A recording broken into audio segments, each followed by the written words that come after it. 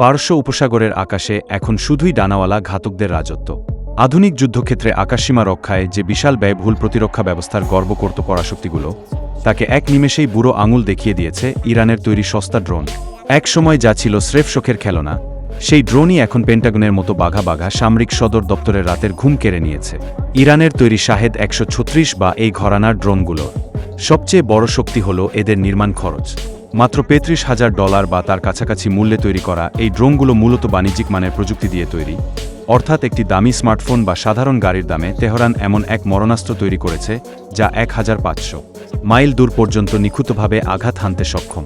এই সস্তা প্রযুক্তির বিরুদ্ধেই এখন লড়তে হচ্ছে যুক্তরাষ্ট্রের কোটি কোটি ডলারের ইন্টারসেপ্টর বা ক্ষেপণাস্ত্রকে। সাম্প্রতিক যুদ্ধের পরিসংখ্যানে দেখা যাচ্ছে একটি সস্তা ড্রোনকে ভূপাতিত করতে পেন্টাগনকে যে SS-2 বা প্যাট্রিয়ট মিসাইল ছুটতে হচ্ছে, তার এক একটির দাম $20 থেকে $30 লাখ, অর্থাৎ শিকারির চেয়ে শিকারী অস্ত্রের দাম কয়েকশ গুণ বেশি, যা যুদ্ধের অর্থনীতিকে পঙ্গু করে দিচ্ছে। কেবল এপ্রিলেই শুরু হওয়া এই যুদ্ধে যুক্তরাষ্ট্র ড্রোনের পেছনে ছুটতে গিয়ে প্রায় $25 থেকে $35 বিলিয়ন খরচ করে ফেলেছে। এই বিপুল ব্যয়ের সিংহভাগই গেছে ড্রোনের ইন্টারসেপ্টারের পেছনে। সামরিক বিশেষজ্ঞরা এখন শঙ্কিত যে এই হারে খরচ চলতে থাকলে এবং ড্রোন মোকাবিল করতে থাকলে খুব দ্রুতই আমেরিকার অস্ত্রের মজুদ বিপজ্জনকভাবে ফুরিয়ে আসবে।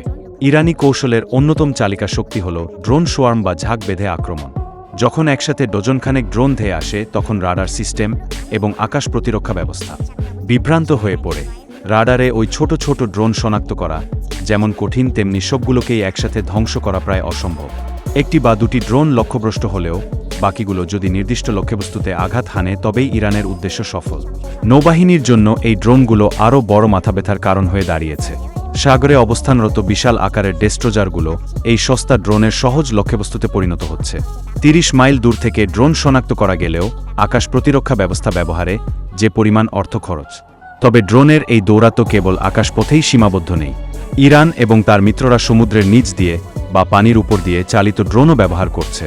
ফলে আধুনিক রাডার ব্যবস্থা এবং কয়েক বিলিয়ন ডলার মূল্যের বিমানবাহী রণতরীগুলো এখন এই সস্তা প্লাস্টিক ও মেটালের তৈরি যন্ত্রের কাছে জিম্মি হয়ে পড়েছে।